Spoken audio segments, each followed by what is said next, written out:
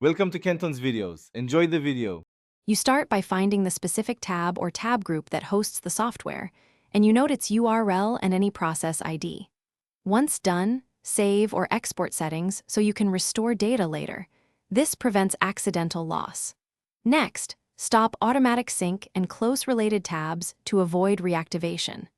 Now use the tab manager or task viewer to isolate the process and prepare to terminate it. This first actionable step prevents background activity while you remove the software. You should force stop the running tab process first, because killing it avoids locks on files and settings. Then open your browser's extensions or add-ons page and select Remove.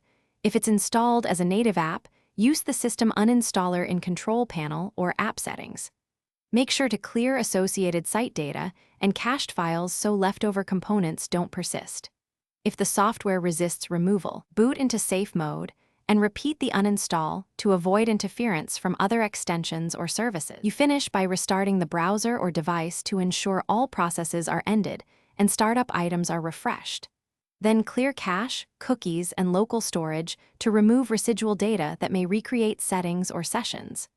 Verify the software is absent by checking extensions and running a search for files or services it used.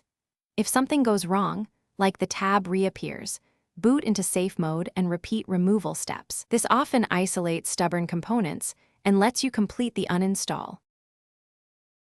Thanks for watching. Consider subscribing if we helped you.